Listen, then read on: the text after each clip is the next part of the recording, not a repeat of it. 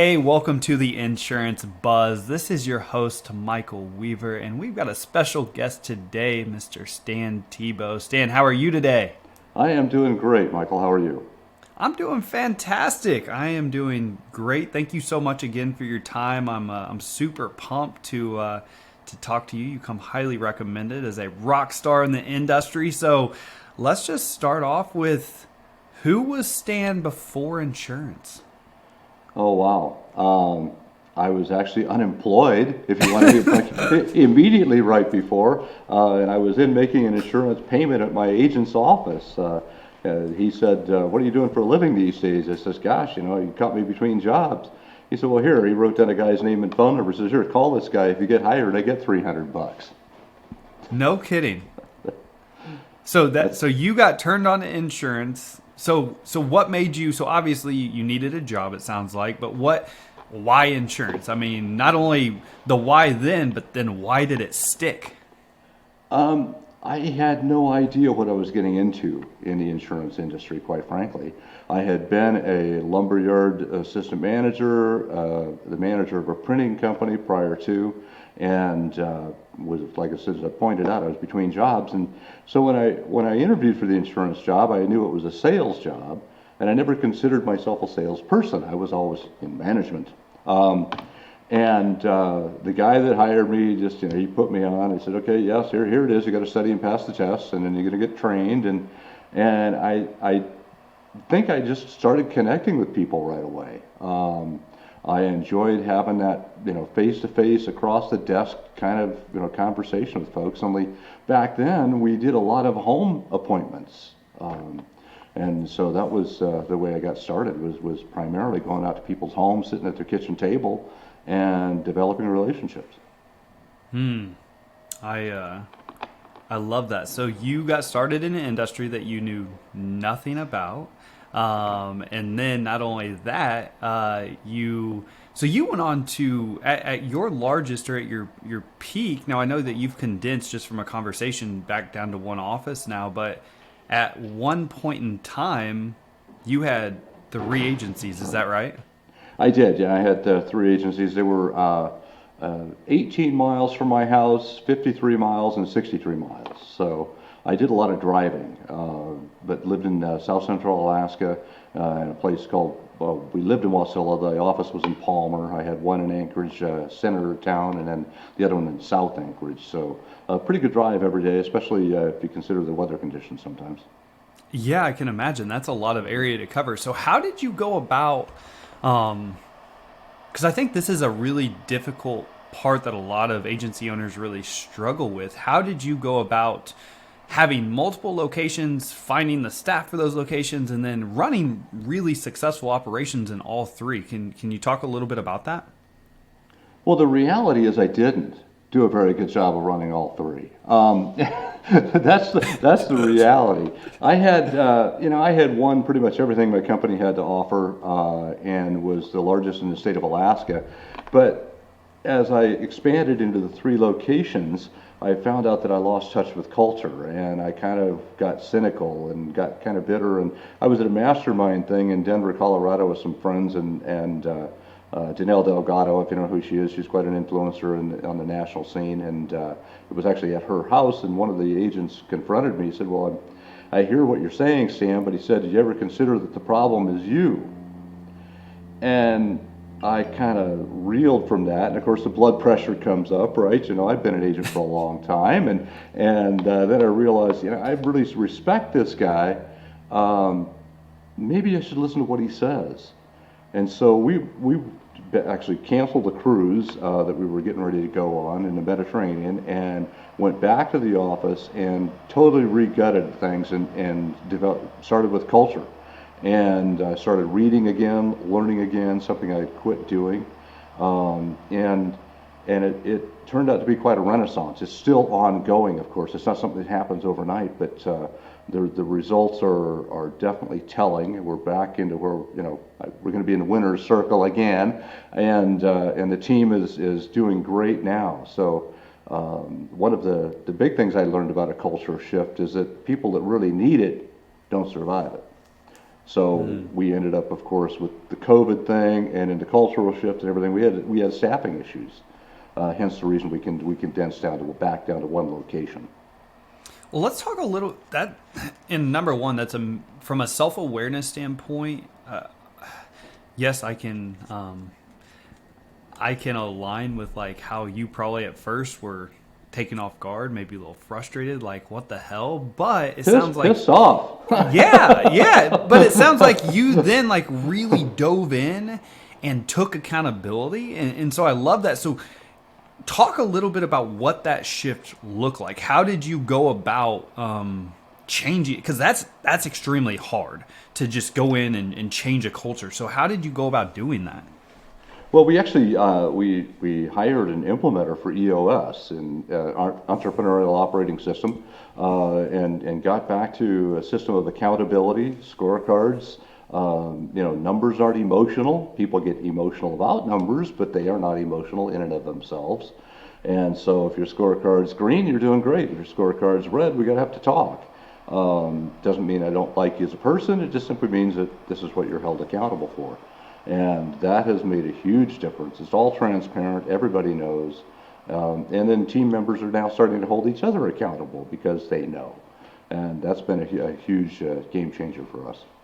So a clarity and expectations and then accountability to accompany that.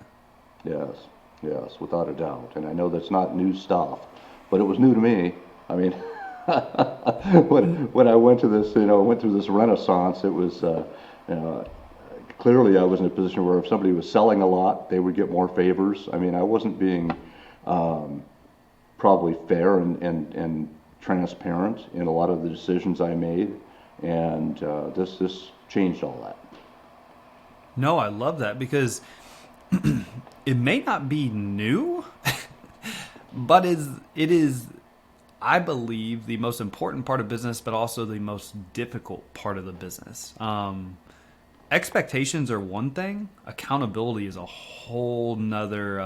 That's a whole nother conversation. So how do you hold your team accountable? Do you do it yourself? Do you have a partner that does the managing for you? What does that look like? Well, we've got a great manager, Hunter. He's been there for 8 years now. Didn't start out as a manager. He started out in sales and then got promoted basically to the level he's at. He was going to be a teacher and has a degree in political science, but super sharp kid.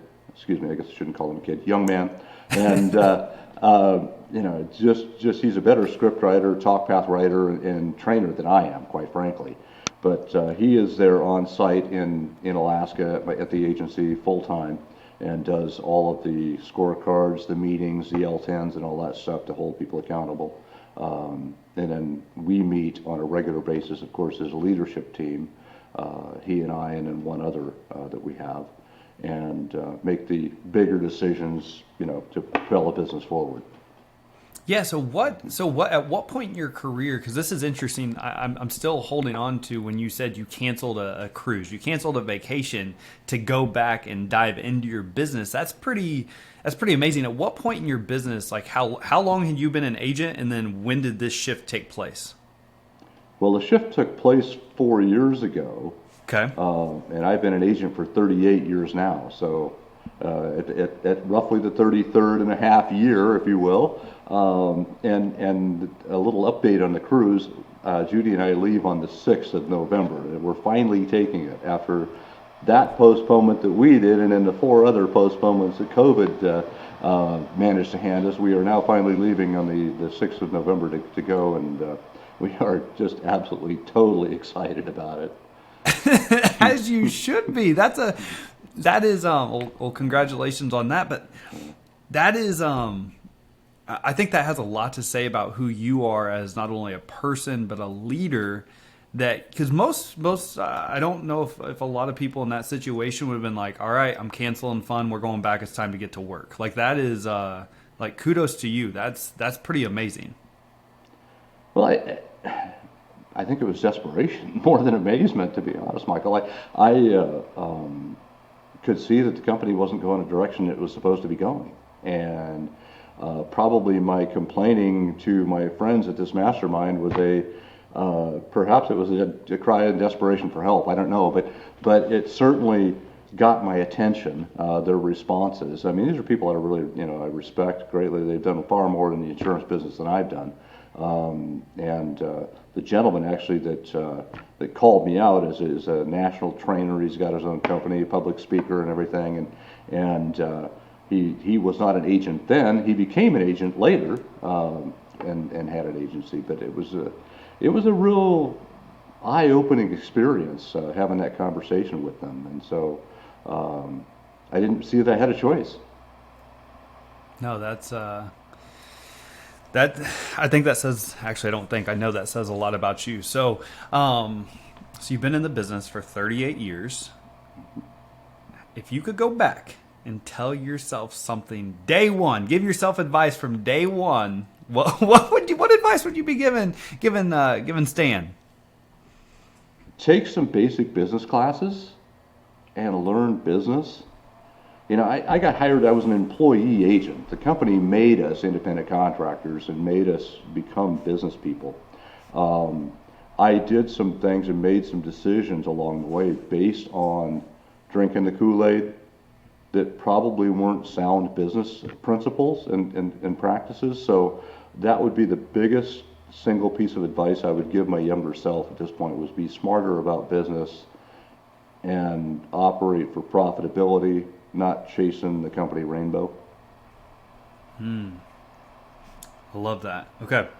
Operate for profitability. So I know that you said you started to pick reading and things back up about 4 years ago, but what would be some ways you would recommend, when you say become a better business or learn the business, what are some ways that you've done that? Besides obviously investing in coaches and trainers, but is there any books or anything that you'd recommend that stick out to you?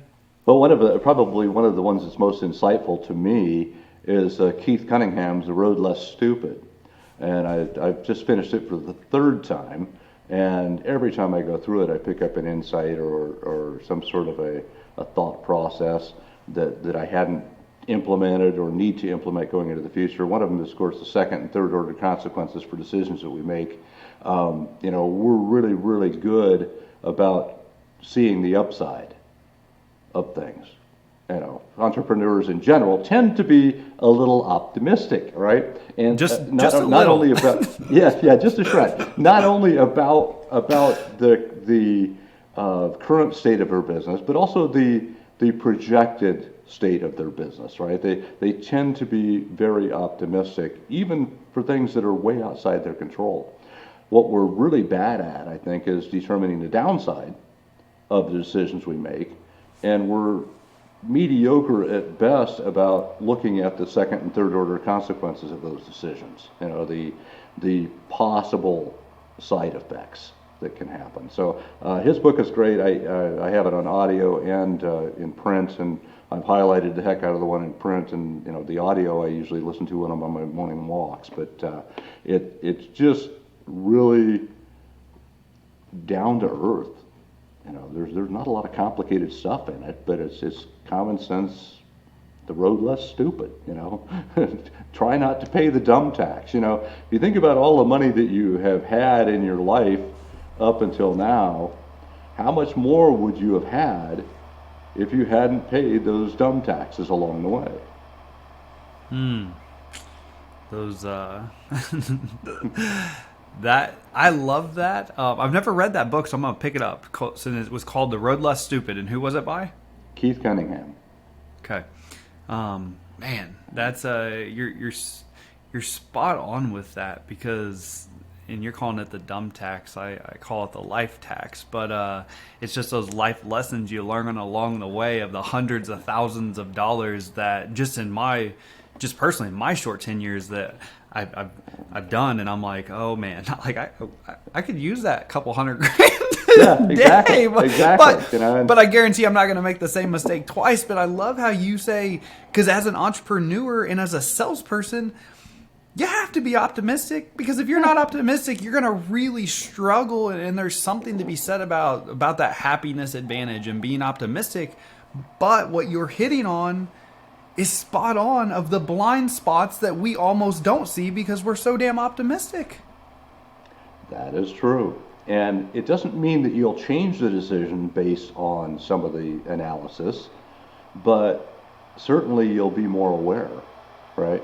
Knowing that there could be an offshoot collateral damage based on a decision that you've made or whatever allows you to analyze it better and considering it because we tend to, especially in sales, so like as you pointed out, we tend to just plow forward. Oh gosh, I got this. I'm going to talk to them, and okay, the economy just took a dump, and yet your projection showed 20% growth in the next 10 years. You might want to take a look at that and readjust. Yep. Man, that's so good. That is so good because there is something to be said about optimism, and I'm guilty. I'm one of the most optimistic, positive people I know. My goal is to make everybody like smile around me. I want to be the most positive person in the room. But the second and third consequences of not seeing the blind spots or almost not being in touch with reality is sometimes a hard life lesson, but it's one that you don't forget. Yeah. And I don't think that we want to confuse optimism with just careless disregard for current events. And For sure. And I think that that's kind of the message here, that there's optimism. We want to be positive, right? But optimism and positivity aren't the same thing. Yep. Nope. I'm with you. That's good. That's really good. That's See, you're dropping. We getting buzzed on the insurance buzz with Stan today. That's good. That's a nugget. So you went from 3 offices to 1 office. So you went back, but however, now you moved, and so you're in a different location than your office. And so how do you keep that relationship and that culture established and built? What does that look like? Well, second piece of advice probably I would give people is to stay up on technology. I am not a techno geek by any means whatsoever, but we had all of the home abilities in place prior to COVID. Anyway, the ability to work from home. Everybody had a laptop they could take home with cameras and so forth. And so when COVID hit, we really didn't miss a beat because of that. And I realized that, my employees can do it. I can probably do it too. So prior to the show, I mentioned to you that my son and his wife had decided to leave the state of Alaska with their grandkids, and so we decided to follow with them because we have a great relationship with them, and we ended up in northern Idaho, which is close to where I grew up, and prior to moving to Alaska when I was 12. And so here we are in the Coeur d'Alene area. Most people know where that is, and we've got a multi-generational house, so the grandkids are downstairs with their parents. And last night, my wife and I hopped in a hot tub, and next thing we know, the grandson comes and jumped in the hot tub with us. So we had a great interaction with him about how school is going and that sort of thing. And there's no price tag to put on that. I mean, you can't put a dollar sign on that kind of an experience. And I tell people that business just got so bad I had to move in with my kids. But I think that's one of the best parts about like this business, this industry is the freedom and flexibility that comes with it if you are able to adapt to not only technology but learning business, learning how to scale, learning how to empower your team and delegate. And yes, it takes time, but then you have the ability to do what you do, like get to spoil your grandkids, live close to your family, work remote. Like there's something to be said about that. Oh, there's a lot to be said about it, and it's truly a great industry in that respect. Not just from the perspective of remote working, but also the relationships we develop with clients, through the way or over the course of time. I kind of got off at a tangent, which happens sometimes with me, but I fly back to Alaska about a week a month, sometimes 2 weeks, depending on what's going on. So I'm not totally disengaged at all. And then I work from home. I've got 3 monitors right in front of me right now, and I sit here at this desk and I do what I would do in Alaska if I were there. And nobody really knows the difference because, again, back to the technology piece, the phone number is the same. It's a computer-based phone system. I can take it on a laptop on this cruise with me to the Mediterranean if I want, and still make calls to clients. I'm not going to,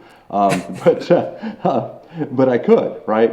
And that's the cool part about this day and age. When I started, get this, when I started, I was dialing a phone with a rotary dial to call out of a phone book, and that was my prospect list. Boom, open it up to P's that day or whatever, and I would start calling people out of the phone book. Well, now, of course, we've got the Telephone Consumer Protection Act. You can't do that as easily as you used to be able to. Plus, I don't think they publish phone books anymore. A lot has changed, and so the technology piece was a big part of that. That just allowed me to do what I'm doing now. All right. So have the people changed? Yes and no. The clients haven't changed that much. They've gotten a little more sophisticated in how they want to be talked to, and yet they still have the same problems to solve. Okay, the terminology may be different, but the pain is still the same. And the employee base has changed. They want to have more purpose in what they do.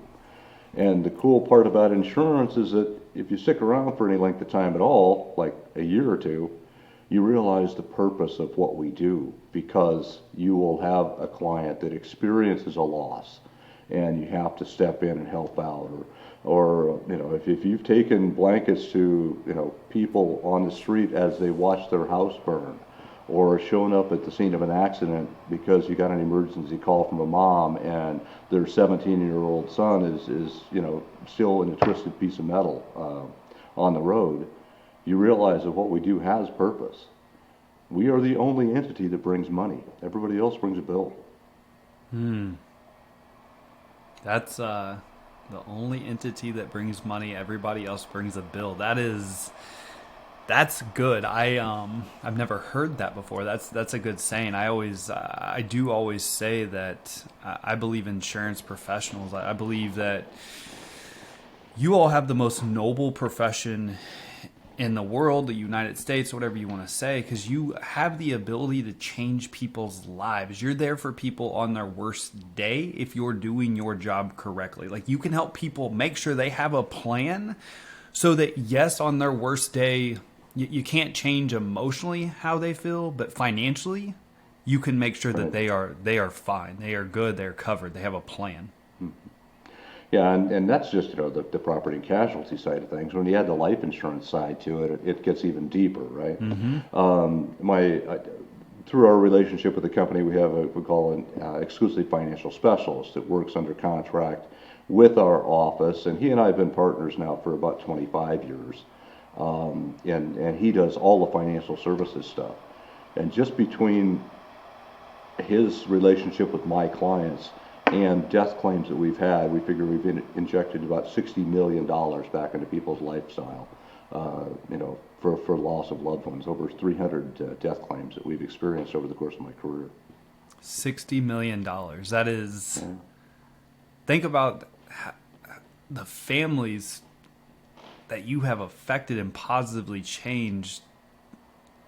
That's incredible. That is $60 million in that community is amazing. And it's very real. I mean, GoFundMe is no substitute for life insurance or planning, and it's unfortunate that people don't want to talk about it. But the reality is, it's the only policy we sell that I can guarantee you'll need.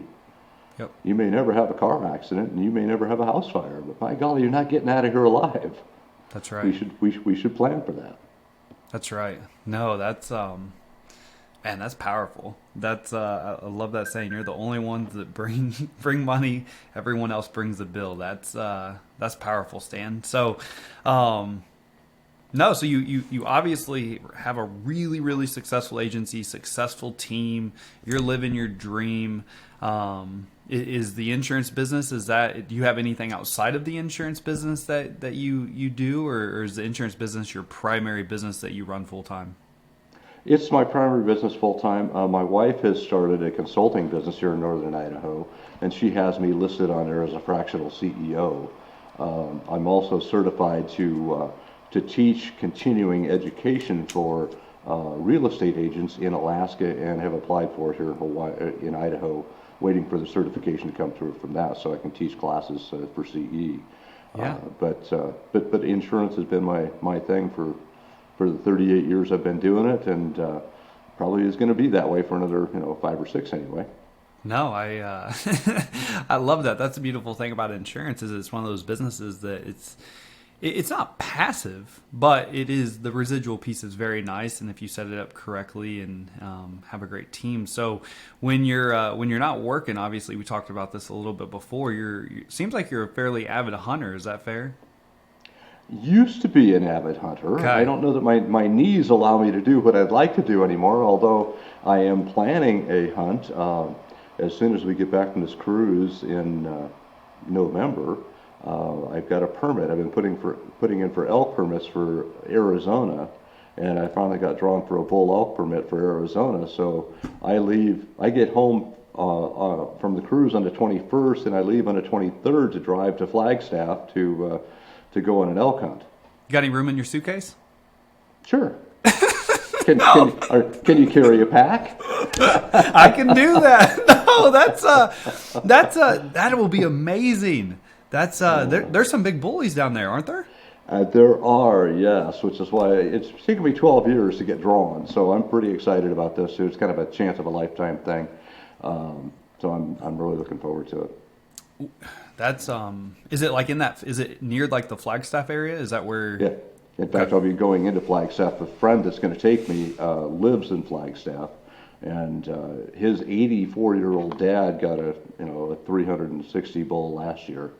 I'd be happy with anything close to that, but yeah. So he's quite the hunter, and is offered to guide me for free and take me out and show me the ropes. So I'm looking forward to Gosh, that. dang. Well, good luck there. That'll be amazing. Enjoy your cruise. And you've dropped so many nuggets here today. Everything from learning the business, operate off of profitability, obviously adapt to technology. We really didn't get into this, but I want to ask you before we conclude, because I think it would be a good conversation. You seem pretty wise and have some years under your belt. So, what do you think about the remote work from an employee standpoint? Not only now, but going forward in the future. Oh, I think that we're going to see a lot more of it, and yet it's not for everybody. We've got some people that during COVID we forced everybody out of the office, right? I mean, pretty much you have to work from home. They had the technology, as I pointed out. Some of them were anxious and scrambling to get back to the office because of that social need to be close to other people, right? We are herd animals in general. Back in the 80s, a guy by the name of Nesbitt wrote a book called Megatrends, and it talks about that the end of the movie theater was going to come about because people could now watch movies from home with their, VHSs, that they rested on their shoulder. And his speculation was that would never happen because we go to watch the movies not just because of seeing it on a bigger screen, but the interactions of the crowd in the theater. That's why premiere nights are always a big deal, and this is a lot that way. I think some of the people work better when they have that interaction with the other people. Others, I've got one gentleman that he was with another agency for 15 years in West Virginia, and has moved to Alaska now, and great hands, really doing good. He's doing like twice as good working from home. I told him the other day, I said, I'm never letting you back in the office ever again. I mean, so it depends on the person and the dedication that they have. Sometimes office distractions and that herd mentality, I think, deter from your ability to stay focused and spend your time doing what you're supposed to be doing. In other situations, if you were at home, those distractions, the dog needs to go out, the kid's crying, or whatever. I think the key is going to be to allow them to do what works best for them.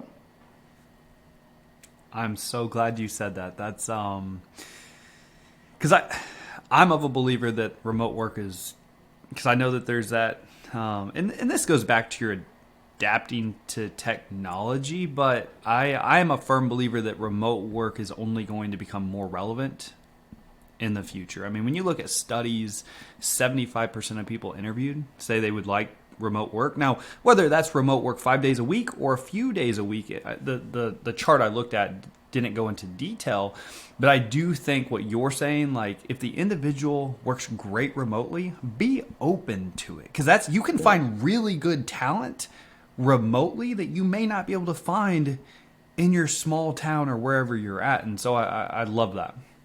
Yes, and a part of it, of course, is a training issue, especially in a technical industry like we have, and it's probably not the right word, technical, but it's very, very precise, right? Mm-hmm. There are things that you can and can't say in insurance, and that are and aren't covered, and stuff like that. And so training is a pretty steep curve. I tell people it takes them about a year where they're functioning in the office and can do most of the things that we do. So to hire somebody green off the street, get them licensed, and plug them in at home probably isn't a good fit for our industry. But if they've got some experience and know what they're doing already, and it's just a matter of updating them to office procedures and our way of doing things, then that's a much more viable alternative. One of the things we're working on now in the office is a hybrid model. We've got one lady that lives 50 miles away, just bought a house on a nice little lake and everything, and so 50 miles is a pretty good commute in the wintertime in Alaska. So she comes into town once a week. So she feels like part of the team. She brings soup a lot of times and things like that. I'll make lunch for everybody that one day a week. And then the rest of the time she works from home. It seems to be working out very well. She's also our top producer, I might add.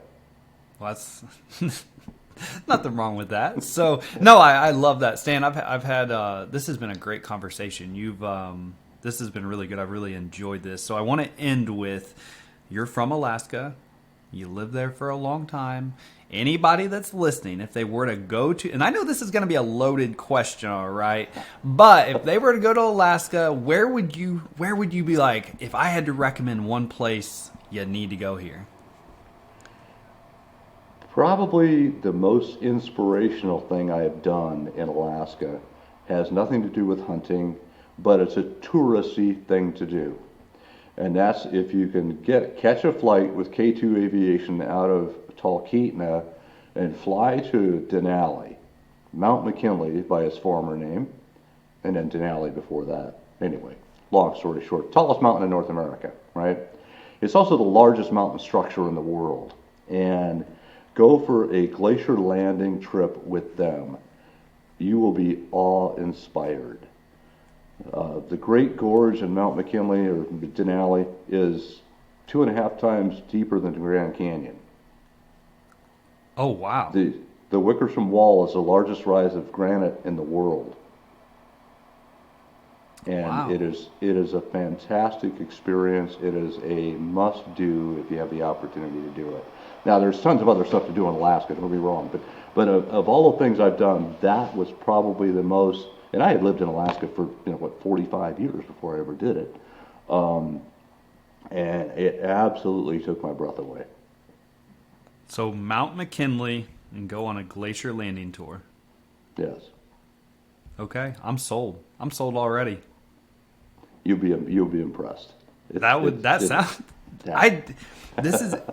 crazy because I'm putting that one on the bucket list. So, well, Stan, I have to say again, thank you so much for your time today. It's been an absolute pleasure. If somebody wanted to reach out to you or find you, what's the best way for them to contact you? Is it your website or what is it? Well, you can simply email me if you want to shoot me a private email. stantebow@allstate.com is the easiest way to get a hold of me. And of course, call the office. That'll come up too. If you just search Stan Tebow Agency, I'm fairly visible. But certainly be happy to talk to anybody. It's just developing relationships and having conversations, and I enjoy it. No, absolutely. Well, Stan, thank you so much again. If you all enjoyed this episode, please do us a favor. Give us a 5-star review. Tell people a little bit about the insurance buzz. And as you all know, time is the most valuable and important asset that we all have. I appreciate you all spending some time with Stan and I today. Go out and make it great, my friend. Stan, thank you so much again. Thank you, Michael.